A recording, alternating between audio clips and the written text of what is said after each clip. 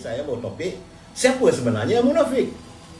Sebab sekarang ni kalau saya lihat, tadi sebentar tadi saya bercakap dengan seorang teman saya, dia kata segalanya sekarang ni dah jadi cacah marba.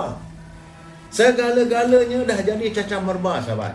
Sebab hari ini petang tadi, kalau benarlah Datuk Ismail Sabri menandatangani kerjasama, satu ini perpaduan ikatan, tapi bukan kontrak, kata ini Anthony Loke, itu bukan satu kontrak. Kata Datuk Sarudin Ayub, itu bukan satu perjanjian. Ini merupakan satu persefahaman antara parti-parti Pakatan Harapan dengan kerajaan hari ini. Jadi kerajaan hari ini pun kita tak tahu kerajaan mana. Kerajaan parti mana yang mendominasikan kerajaan hari ini. Apakah antara bekerjasama parti-parti Pakatan Harapan ini dengan Kerajaan Barisan Nasional? Bukan. Sebab tidak disebut Kerajaan Barisan Nasional. Apakah Kerajaan Perikatan Nasional? Juga bukan. Apakah kerajaan apa yang ada sekarang ni? Dan wakil-wakil yang menandatangani persefahaman tersebut, dia tidak mewakili kesemua parti. Parti-parti di Sabah dan Sarawak tidak diwakili. Parti Unggur di Semenanjung, UMNO, siapa yang menandatangani? Kalaulah katakan Datuk Ismail Sabri menandatangani, beliau tak boleh nak sign bagi pihak UMNO. Benar, beliau adalah Perdana Menteri, tapi dia tidak mendapat mandat daripada UMNO. Sebab UMNO masih ada presidennya, masih ada timbalan presidennya, masih ada majlis tertingginya. Sebelum satu keputusan nak dibuat itu mesti dibincangkan, diperalusi. Ini tidak. Yang ada adalah perbincangan antara Anwar Musa dan 4-5 orang lagi, termasuklah daripada PAS, daripada Tengku Zafrul, Setiausaha Agung Parti Berbumi Bersatu, Hamzah. Tapi daripada UMNO siapa? Tidak ada Setiausaha Agung UMNO. Setiausaha Agung UMNO tak hadir, Ketua Penerangan UMNO tak hadir, Presiden UMNO tak hadir. Yang ada, okey, Perdana Menteri setuju, okey, sebab dia sebagai Perdana Menteri dia nakkan menyantuni semua. Okey, tapi tak boleh disebut antara parti. Sebab itu saya kata sekarang ni dah jadi cacah marba. You mesti ingat bahawa kalau perjanjian itu antara parti, kerjasama rentas parti, maka perlulah diwakili oleh parti-parti. PAS juga tidak diwakili oleh presidennya. Bagaimana dengan parti warisan? Parti warisan adalah dominan juga di Sabah. Bagaimana GPS di Sarawak? Jadi saya nampak pertemuan petang tadi, kalau ada pun satu perjanjian apa semua, bagi saya hanya satu bentuk kerjasama yang saya nampak terlalu rapuh, dalam kerajaan yang rapuh.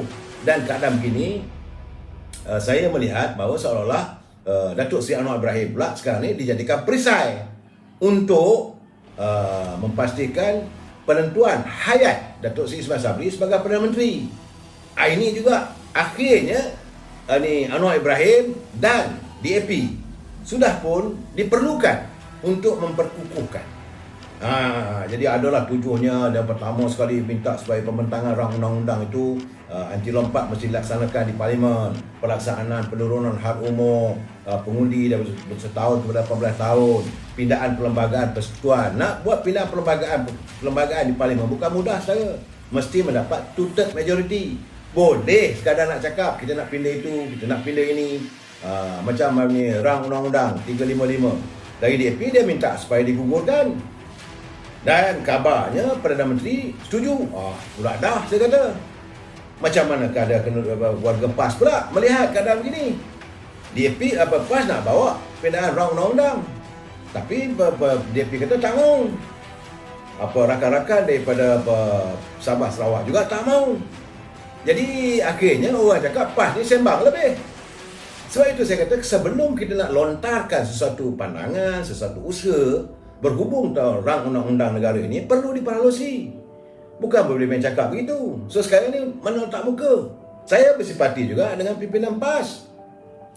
Dan akhirnya dia akan ditomah macam-macam. Sudahlah, baru semalam saya tengok dalam video, saya terkejut juga. Sekarang ni tular dalam video kenyataan Tuan Guru Haji Hadi sebagai Presiden PAS bila dia mengatakan bahawa rasuah itu tidak ada dalam hukum hudud. Saya pun terkejut. Hudud ni sebagai rang undang-undang, takzir ke jenayah apa semua ni. Jadi kalau rasuah itu tidak diistilahkan sebagai satu jenayah dalam hudud, ni timbul masalah lagi ni. Jadi dah kelibut segala-gala sekarang ni dah bercelaru habis. Tetapi yang pastinya sekarang ini, mana dia no Anwar, no DAP. Sekarang ni saya nak tanya Anwar Musa, yang begitu lunyai kau balon Zahid Hamidi. Saya bukan nak mempertahankan Datuk Seri Zahid Hamidi, tidak. Tetapi waktu beliau berbual dengan Datuk Seri Zahid Hamidi, dengan Datuk Seri Anwar Ibrahim selepas usai saja Perhimpunan Agung UMNO pada 28 Mac lalu, maka perbualan itu cuma Anwar kata, wah hebat sangat lagi Zahid. Oh, ni tegah ni, tak apa. Zahid pun cakap begitu, ayah siapa cikgu dia apa semua. Biasalah, kawan. Dan itulah diambil dan dijaga satu Melaya ni bahawa Zahid Hamidi sudah nak bawa ini UMNO ini bekerjasama dengan Anwar Ibrahim. Sedangkan no Anwar, no DAP. Nah sekarang ni siapa dia? Where is no Anwar? Where is no DAP? Hari ini suka tak suka terbukti mereka dah seolah menjilat Anwar Ibrahim dan DAP hanya untuk mengekalkan kuasa. Ini yang saya katakan, sebab itu kita jangan dalam cakap sembarangan. Oh, kerana itulah Zahid Hamidi mesti wajib disingkirkan daripada UMNO. Oh, kerana dia Presiden sudah mengkhianati perjuangan parti. Nah sekarang siapa yang khianat? Sebab itu cakap begini, orang yang munafik aja. Mereka yang munafik. Dah hari ini saya yakin besok lusa akan dengarlah kenyataan-kenyataan yang memuji bahawa inilah tindakan yang terbaik, inilah untuk menyantuni, inilah untuk kepentingan negara, untuk kebaikan negara. Maka Anwar ini diangkat sebagai pemimpin yang bermulia hatinya untuk menyelesaikan masalah. Bagi saya, apakah selesai masalah ekonomi? Sebab itu saya bercakap dulu lagi bila saya pergi mengadakan bual bicara dengan teman saya Datuk Abdullah Sani dalam bual bicara sembang hangit jadi saya tetap warga UMNO. Oh, dah saya ni sudah baik dengan orang PKR. Itu jadi kesalahan yang paling besar. Nak memecah belah ke UMNO kononnya. Sekarang ni siapa yang menjilat PKR? Siapa yang mengusung DAP? Siapa? Sebab itu saya katakan sekarang ni cakap tak boleh sembarangan. Jangan tuduh orang. Saya bersimpati dengan Datuk Hamid. Sekarang ni macam mana? Senang. Anwar Musa, Syahidan Kasim yang selama ni maki Zahid Hamidi. Oh, ini kita tak boleh lah cakap dia lain, jangan kata gini. Lepas tu adalah puak-puak anak-anak buah dia membalon Presiden bagai nak agak. Saya bersimpati. Tapi sekarang ni, sebab itu saya katakan politik ini suasana yang ada dinamikanya. Kita tak boleh menjatuhkan hukum. Ada masanya demi untuk kemaslahan negara. Ada waktunya kita perlu bekerjasama. Kita kerjasama lah, apa masalahnya. Tetapi bila hanya perbualan saja, bukan dah katakan okey kita nak buat satu perjanjian antara UMNO dengan Anwar Ibrahim, boleh lah. Ini tidak. Jadi itu jadikan isu untuk memaksa minta supaya UMNO mengadakan perhimpunan, maka mestilah diadakan pemilihan parti.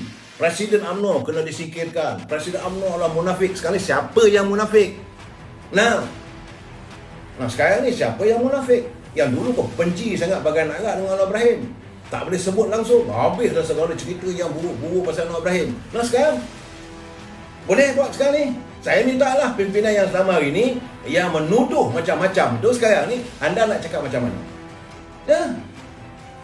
So pergilah jumpa Datuk Mahathir. Tun, kita kena baik dengan Anwar Ibrahim ni. Pergilah cakap dengan Datuk Mahathir. Kerana tak kena penyapak atau kena tempelak dengan beliau. Pergilah jumpa dengan orang yang selama ni macam mana PAS. Saya nak bertanya dengan pimpinan PAS sekarang. Kemana arah kita sekarang ni? Sebab itu saya katakan, semalam saya dah bercakap tentang muafakat nasional. Kita akan menghadapi pilihan raya. Dan mereka sekarang ni, saya cakap terus terang saudara, suka tak suka pun, Datuk Seri Ismail Sabri sebagai Perdana Menteri, beliau sudah pun diikat oleh PKR dan DAP. Beliau dalam keadaan yang agak bahaya dari segi politiknya. Kalau mereka tak sesuai, tak nak ikut cakap dia orang, sebab dia kena mengikut kepada saudara Fadil, Fadil apa nama dia tu, ketua penerangan ini komunikasi PKR, ahli Parlimen Lembah Pantai. Dia kata antara syaratnya pilihan raya tak boleh diadakan sebelum bulan Januari, Februari, Mac, April, Mei, Jun, Julai. Sebelum Julai 2020. Artinya mereka membuat persiapan. Sebab itu sekarang ni menjadi tanggungjawab warga UMNO, mereka akan undi let us move dalam tempoh 10 bulan daripada sekarang. Saya menggambarkan besar kemungkinan 7 bulan. Dalam tempoh 7 bulan ini, suka tak suka pilihan raya umum akan diadakan. Sebab itu setengah-setengah mereka yang sedap jadi menteri, yang jadi ahli parlimen, yang dapat duduk JSC, yang meninggalkan rumah UMNO, parasit-parasit ini nak segera singkirkan Datuk Seri Zahid Hamidi. Kerana mereka tahu untung nasib mereka tidak lagi akan terpilih sebagai calon. Mungkin kerana mereka sudah tidak ada keyakinan sebab belang mereka sudah diketahui oleh pimpinan tertinggi Majlis Tinggi UMNO. Bila ini akan berlaku, sebab itu mesti ada pemilihan parti.